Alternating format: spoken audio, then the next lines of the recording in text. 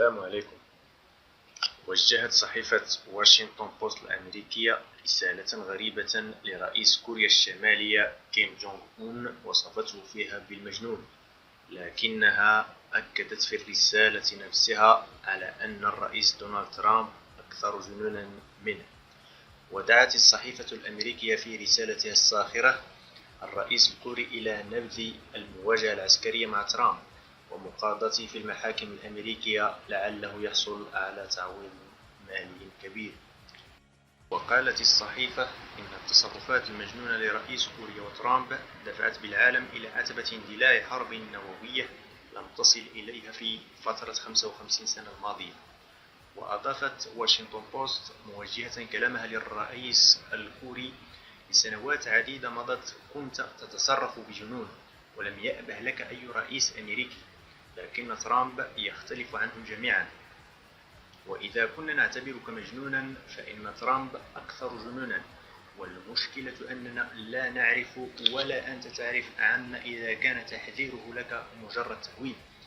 وأردفت الصحيفة الأمريكية في توجيه حديثها للرئيس الكوري بقولها: لكنك بالتأكيد عرفت بأن ترامب أعد رده لإعلانك تجربة نووية وهو يتناول طعام الغداء في نادي فلوريدا، كما أنه كان يتناول كعكة شوكولاتة شهية مع الرئيس الصيني عندما أمر بشن ضربة صاروخية على سوريا.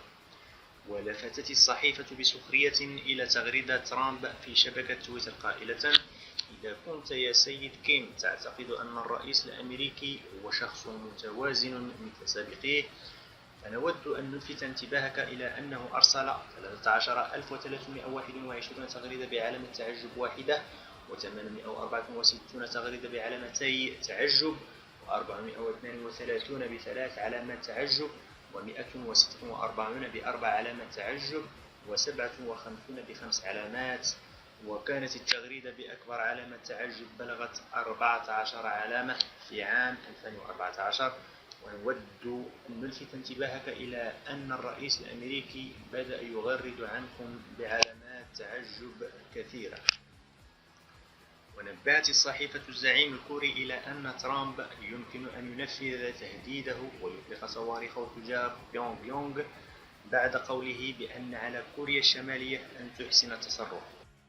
وحذرت الصحيفة كيم متسائلة: هل تعتقد يا سيد كيم أن هناك فرصة بقيام مساعد الرئيس بإقناعه بعدم شن الهجوم؟